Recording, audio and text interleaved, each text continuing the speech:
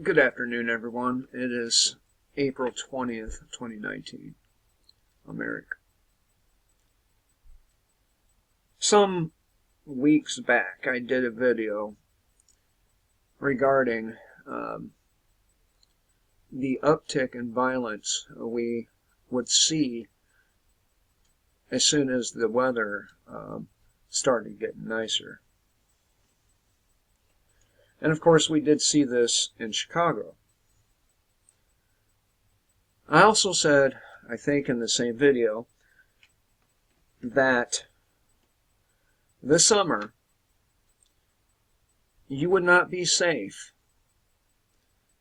if you were white. And I added that children are considered a viable target to certain groups of social justice warriors. I also said that the right would begin issuing its own violence towards people of color, and this too is happening. So,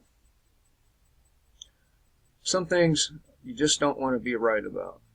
Unfortunately, when I said keep your kids close to you, I meant really close to you.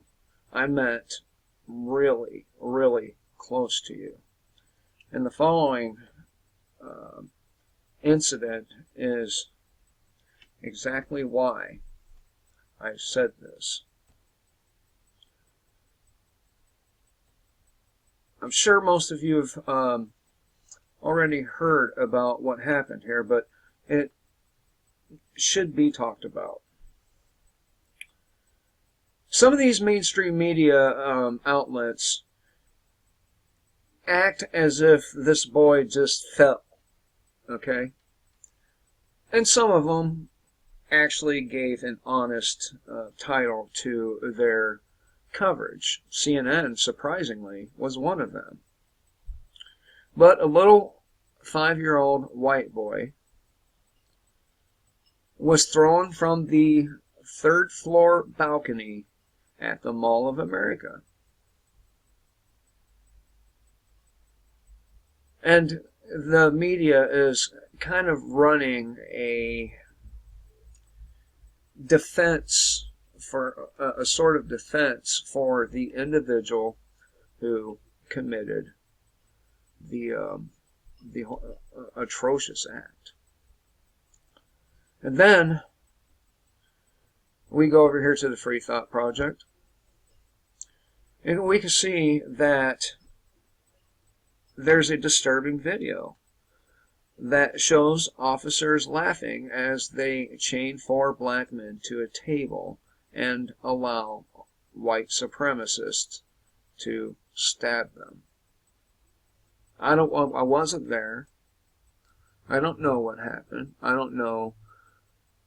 I mean, they couldn't have possibly been provoked to the point where the other men would at least be able to defend themselves. And I also said that we were going to see an uptick in police violence against children, and we have also seen that.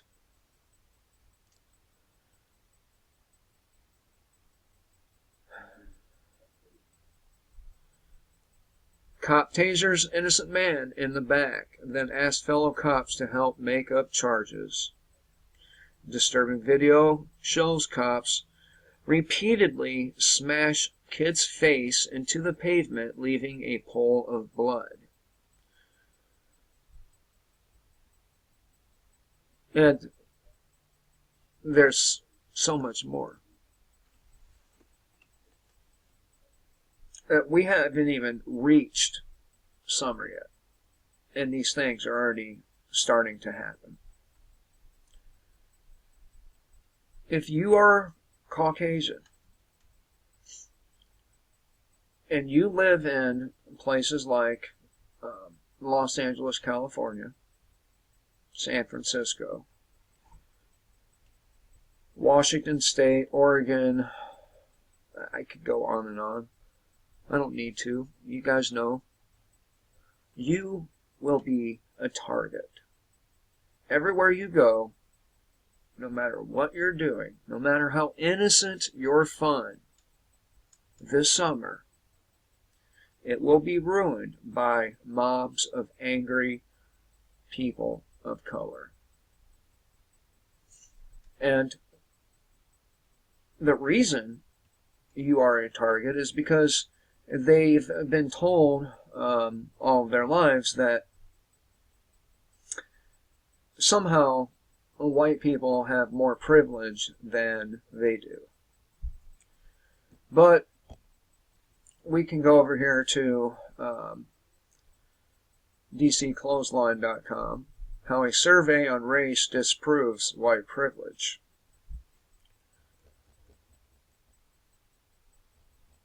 And, you know, I feel so bad for my wife sometimes because she works with one of these people that is hostile to white people. She talks all about our privilege and has made it so that no one that works at the country club may use the descriptive term black when describing another human being. White privilege, the hottest racist idea since cross-burning at midnight in photos with Farrakhan, is a subject of academic study and media discourse. It's hard to escape its pernicious message that an entire race is tainted by virtue of its skin color, and that the accomplishments of any individual white person are due not to his or her own efforts, but to race, skin color, and a national infrastructure of white supremacists, or white supremacy. But who actually believes in white privilege?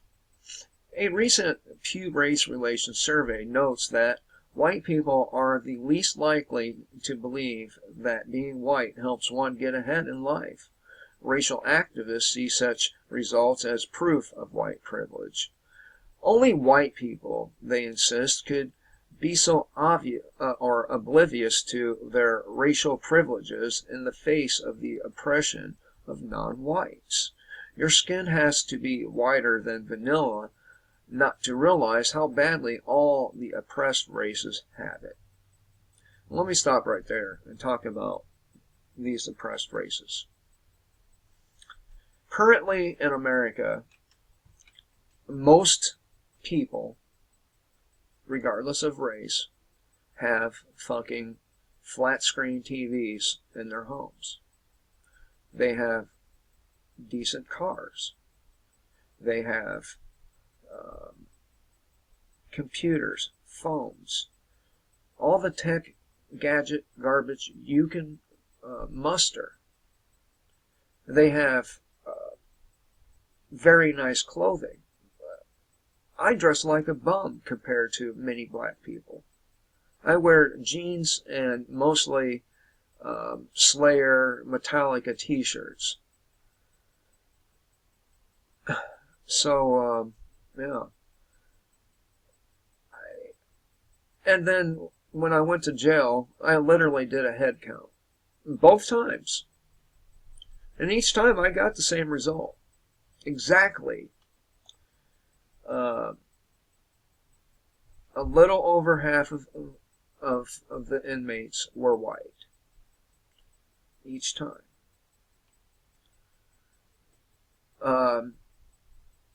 More and more white people are having the book thrown at them, while their black counterparts or Hispanic get slaps on the wrists. So I'm having a hard time of sympathizing with your so-called oppression. So who does believe in white privilege? According to the survey, The race most likely to believe that white skin gets you ahead in life are Asians. 72% of Asians surveyed believe that being white provides advantages. They were by far the group least likely to accept that being white has no impact on success in life or that it's actually a disadvantage. And unfortunately, in these days and times, being white is a serious disadvantage.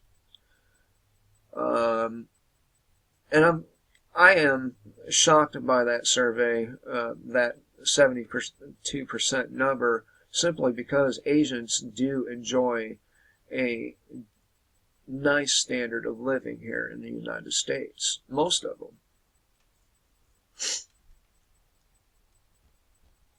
It's curious that the single most successful non-white race is so convinced of the benefits of whiteness. Asian Americans outperform white Americans on everything from education to income to family status. Census Bureau statistics showed that Asian American median income was $78,000, while the white median household income was only $62,000. At 3%, Asian unemployment is lower than those of whites. Asian Americans are more likely to have degrees and advanced degrees than white people.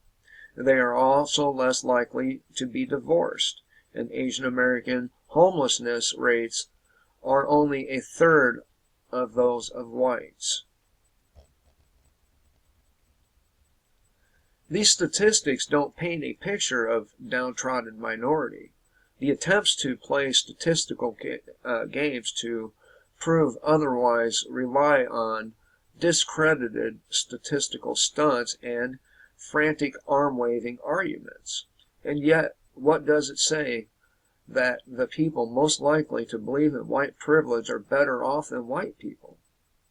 On the other side of the dial, the race least likely to believe in the incredible power of white privilege are Hispanics. Yeah. They are only 5% more likely than white people to believe that being white helps you get ahead in life. They are also they are as likely as white people to believe that being white has no meaningful effect. Statistically speaking, Hispanics have lower median income, employment, and education rates than white people, yet they are also the most likely to be skeptical about the incredible power of white privilege.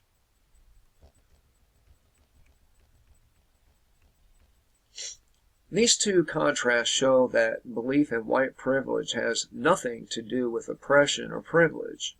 Asian Americans and African Americans have high rates of confidence in white privilege, even though statistically the two groups are far apart in median income, education rates, and other success metrics. It isn't success or a lack of it that leads to a belief in white privilege. It's racial differences.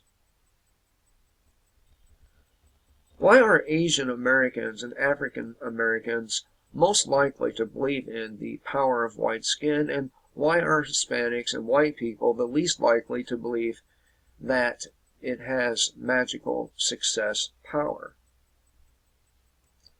Hispanics may fall below Asian Americans and whites in income levels, education, and success metrics, but they also have the fewest racial differences with white people. Indeed, the entire idea that Hispanics are a separate race is an absurd construct of political correctness. Hispanics see the fewest racial differences with white people and are therefore the least likely to believe in magical white privilege. White privilege, like all racist ideas, depends on the otherness of a racial group, in this case, whiteness. The races that are most likely to see white people as and other are also the most likely to believe that being white confers magical success powers. The belief that being a member of another group confers special success privileges is a common and not always harmful stereotype and racial myth. Asian Americans are perceived by non-Asians as having a special ability to succeed. This notion has been codified in the Tiger Mom stereotype and even cruder cliches. Jews are also seen as having a special touch. This stereotype doesn't just exist among Europeans and Americans, it's also popular in China, where books such as 16 Reasons for Jews Getting Wealthy know all of the money-making stories of the Talmud, and Secret of Jewish Success, 10 Commandments of Jewish Success make the rounds. These books may be misguided, but they view Jewish success through a Confucian lens and recognize that it is rooted in cultural skills. It's the same reason Chinese academics remain fascinated by the Protestant work ethic. Likewise, Asian American success springs from discipline and dedication.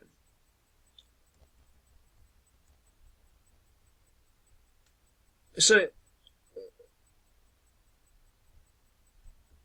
the same bigoted conspiracy theories that stigmatize white success as a racial conspiracy can just as easily tar the success stories of Asian Americans and Jews, both groups whose successes have often been viewed as the products of racial conspiracy rather than their dedication and hard work.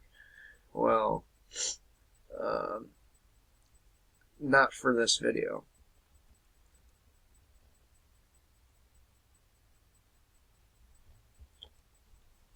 Do I have any damn water left? I got cotton mouth so bad.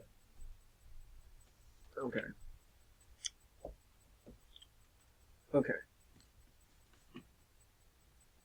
Racial differences make it all too easy to see people of different races as being members of a racial conspiracy. That is what white privilege contends. White privilege borrows the white nationalist slur of a Jewish conscious or unconscious racial conspiracy to explain not just Jewish success, but white success. Again, not for this video. I do disagree staunchly with what he just said, okay? Just so you know. It's just as racist whether it's articulated by Peggy McIntosh or Kevin McDonald. The underlying bigoted idea is just as racist whether it's applied to all white people or only to Jews. It's not just racial differences, but the degree of integration that may also explain the survey's results. African Americans are only 3% less likely than Asians to believe in the power of whiteness, but nearly a quarter of African Americans believe that being white has no meaningful impact on success in life, while only a fifth of Asian Americans recognize that fact. Why are African Americans more likely than Asian Americans to recognize that whiteness confers no special powers on the average white person? And the answer may be integration. Despite the racial conspiracy theories foisted on African Americans by a racist leadership, there are more likely to have spent generations living and working side by side with white Americans. However, a majority of Asian Americans are immigrants, and a majority don't feel culturally integrated. Most Asian American immigrants report not feeling like a typical American, and this is the result. The belief in white privilege among Asian Americans in the survey reflects that lack of integration. Like racial differences, national and cultural differences can nurture stereotypes and perceptions of otherness. The conviction that being white helps you succeed doesn't reflect the experimental reality of no, that's not right. Experiential reality of Asian American success, but comes of viewing those they perceive as typical Americans as other. The Pew survey demonstrates that belief in white privilege is not the outcome of oppression, but of misunderstanding, otherness, and stereotype. The people most likely to believe that white people have an unfair advantage are not the oppressed, but the groups with the greater sense of racial difference. You are more likely to believe in the power of white privilege if you view white people as being very different, either from your own race or if you are a white progressive from other races. The best disinfectant for the white privilege stereotype, as for so many other bad ideas, is sunlight. Unfortunately, academia and the media, instead of countering prejudice, reinforce racial stereotypes and bigoted ideas such as white privilege, and that divides the country further into warring camps. Like any other stereotype, white privilege should be denounced, and the racist assumptions underlying it should be exposed in order to educate those who have come to harbor this ugly idea in their hearts. Now, we have people not only harboring these ideas in their hearts, they're acting on it. They're throwing fucking 5-year-old children off of third-story balconies in public malls. And this summer, these attacks are going to see a dramatic uptick because of our otherness status. We've all heard those white people jokes from black comedians, and don't get me wrong, I think they're fucking hilarious. But, us white guys talk like this.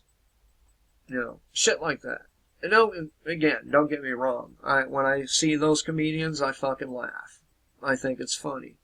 I can make fun of myself and not get all bent out of shape because somebody is poking fun at me.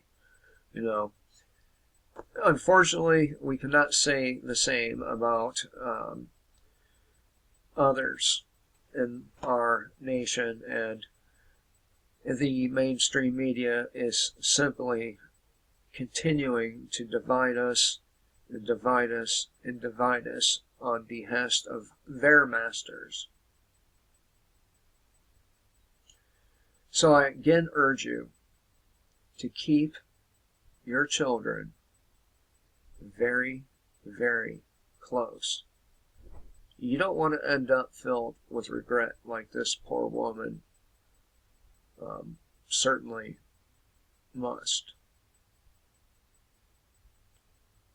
I don't want it to be this way. I've met so many black people in my life that I liked. I've met so many Mexican people in my life that I liked. And I've met so many white people in my life that I fucking couldn't stand.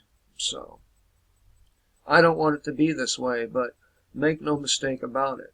I'm white, my wife is white, my children are white, and the only proper course for me is to defend my own heritage. Anyway, hope everyone has a great day. And by the way, if the state wasn't involved in dividing us. As I read off here from Gustave Le Bon's Psychology of Revolution, a lot of these things would not be a problem. Unfortunately, that's exactly what they're doing. And unfortunately, many, many, many people are falling for it. So, if you like my video, give me a thumbs up, maybe a share. And if I am worthy of your spare change, I have the PayPal link below. Till next time, kill the state, live free.